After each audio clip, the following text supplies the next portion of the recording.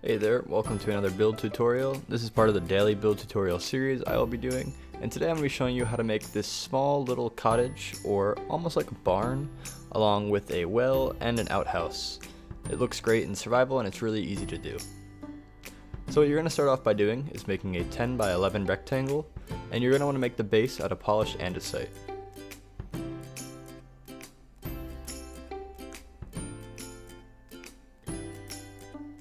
Next, you're going to want to add a log at the spot about 2 blocks away from each corner, just like this.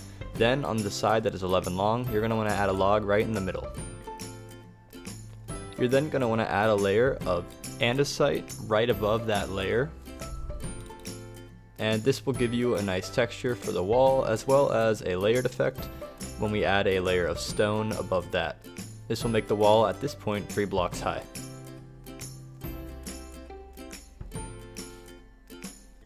You're then going to want to make the wall another block high of stone, but this can be anything as we will replace this later on in the build. And then you're going to want to finish it off with your 5th layer of another layer of polished andesite. You're then going to want to break into the wall at that layer we said you will get rid of, the 4th stone layer, and you're going to want to add in between where all the logs are a cobblestone staircase upside down. This way the wall will have an indentation and will have some depth. It'll also help us when we add windows to the wall to give it a nice little frame, should we say. Lastly, you're going to build all the logs up to the top 5 blocks high, and this way we're going to have some support once we start building our roof.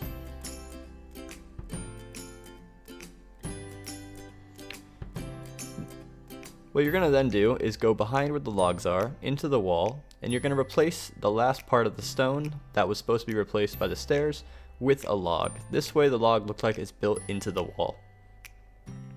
You're then going to want to build a spruce wood frame on the top of the roof, and you're then going to want to build that out one as well. So you should be building a little bit of an overhang at this point. You're also going to want to make sure to keep the corners not built. So you want to have open corners, but you want to have an overhang on each wall. You're then going to want to build the back layer up one more layer of spruce wall, and you're going to want to take spruce stairs and place them upside down right above the outer hanging part of the roof that we have already started. Now we're going to work on the actual roof. Since we're using hay blocks to build our roof, we're going to want to have them angled at a certain direction. To do this, we start by building our frame out of whatever block you want, but I use spruce wood because we'll use it later on in the build. To do this, we're just going to make a very simple 1, 1, 2, 2, 2 frame, and that will act as our gradient and curve for the roof.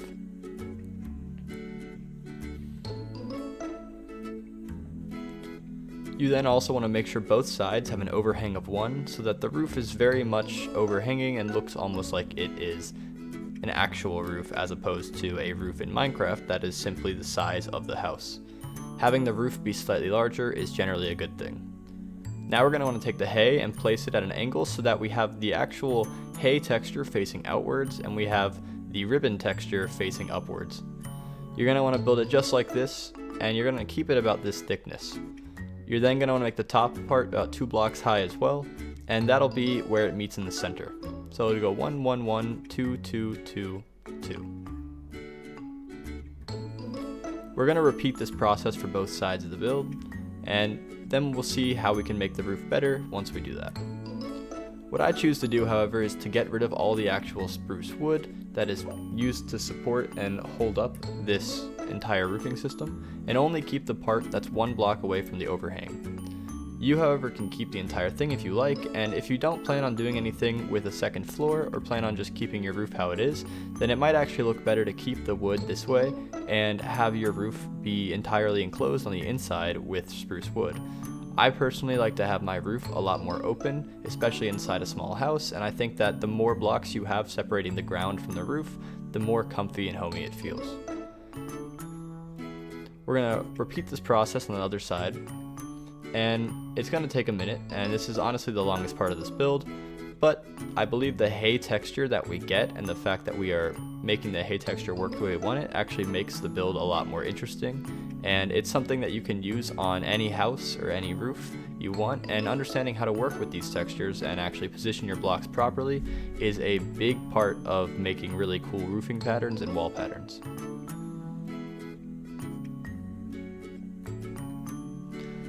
I continue on and just continue destroying the blocks on the inside, only leaving that small frame you see right there.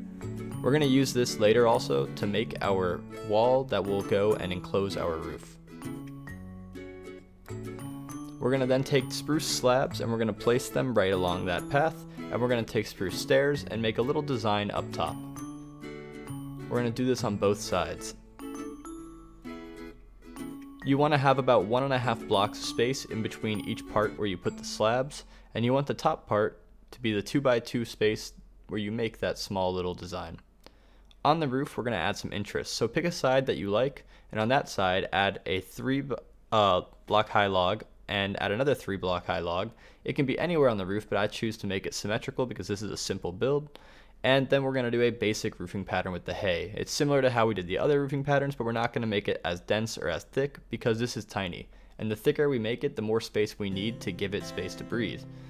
If you simply make it really thick here, it will just look like there's too much hay. So you want to make this one a little bit skinnier. To finish off this roof design pattern area, we're going to add a little window spot. We're going to use 2 stairs, one on the top and one on the bottom, and we're going to add a little piece of glass in between.